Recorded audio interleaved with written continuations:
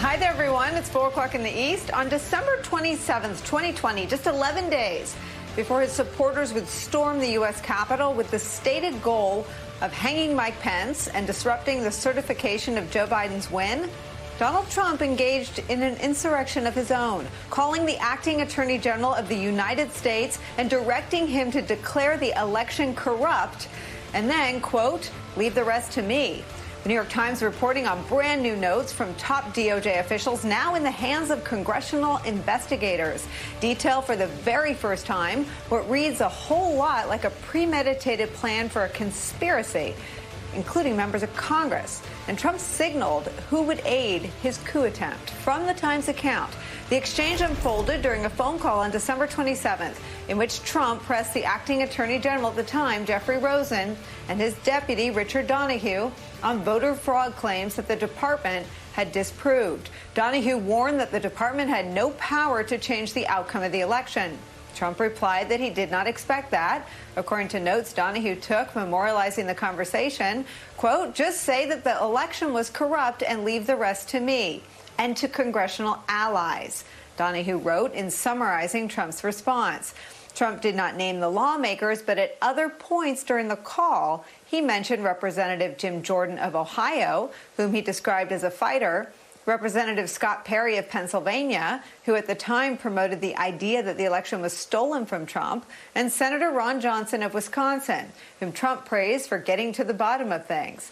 The notes pointing to Trump's perceived coup accomplices are now in the hands of those members' peers in the House Oversight and Reform Committee, which is investigating Trump's efforts to overturn his defeat.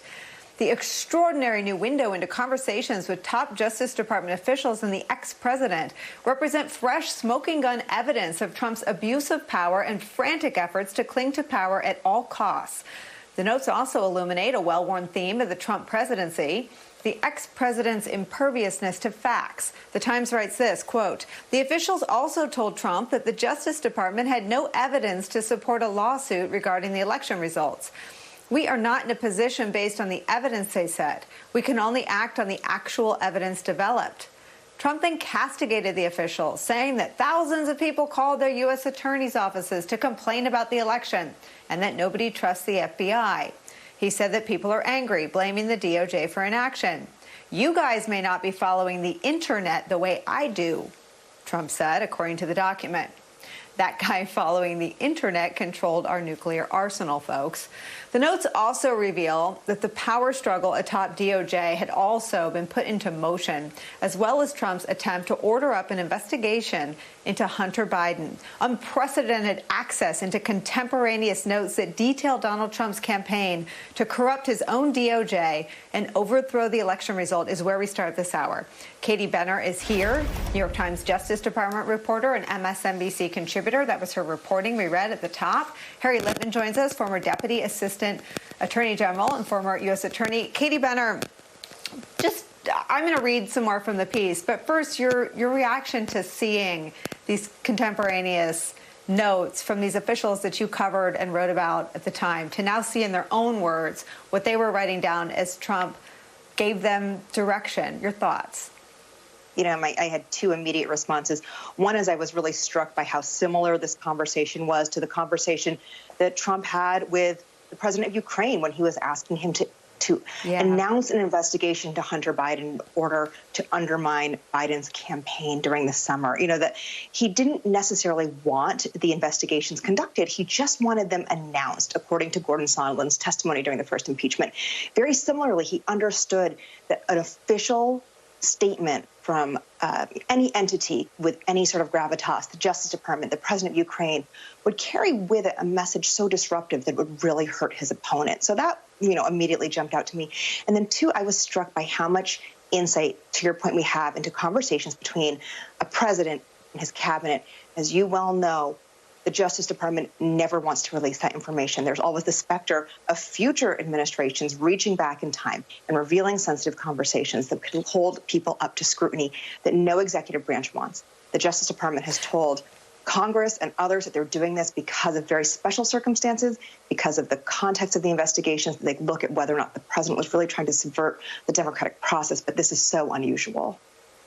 Well, and the other thing that's so remarkable is you've got Kevin McCarthy's caucus not just obstructing an accountability for a president who put all their lives in danger and their one-time colleague Mike Pence's life in danger and his family's, but they're now smearing the witnesses of the Select Committee investigating January 6th. And other than sort of their political depravity, I do sometimes wonder what's behind it. In Donald Trump's mind, his coup accomplices, as communicated to Acting Attorney General Rosen and Richard Donoghue, were Jim Jordan, Ron Johnson, and Mr. Perry. Does this put new scrutiny on them, Katie? You know, it certainly does give people reason to scrutinize Congress and whether or not lawmakers were working with the White House in ways that would be considered highly improper.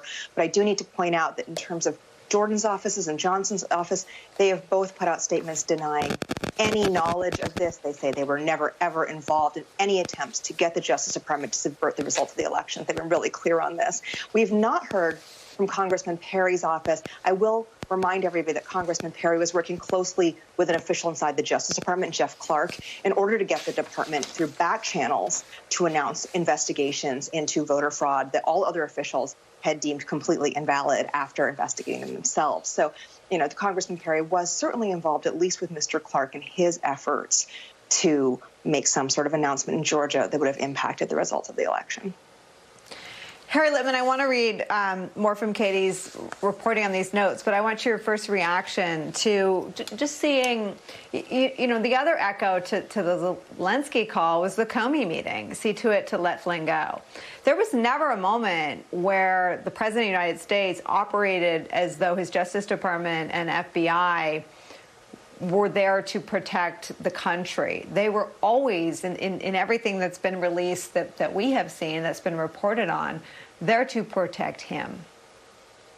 And so that's an unvarying through line. But I really like Katie's point of the analogy to Ukraine here. It is Trump's MO. First, the people are talking, and then the sort of any port in a storm. Donoghue, he's the acting deputy attorney general here, but that's not a high official. Jeffrey Clark, who in about a week will be saying maybe I'm going to be the new attorney general, was the one through Perry that Trump now turns to make this happen. And by the way, it couldn't have been more flagrantly improper. The exact thing the Department of Justice never can do is simply announce something is corrupt without taking action. They must file a lawsuit based on evidence. There was nothing here, probably no lawsuit to bring. So it's completely based on a misunderstanding. But again, just give me that talking point and I'll get my folks to go with it. And who are the folks? This is the first fruit of what's going to be a very large harvest from the Department of Justice opinion 2 days ago saying there's no executive privilege. They are now going to call to testify Richard Donoghue, who wants to have a future in this town. He's not a Trump crazy, even though he's very conservative, to testify. Even for him, it was too hot to write down. He just put congressional colleagues. Question one from someone like Raskin is going to be, who exactly is it?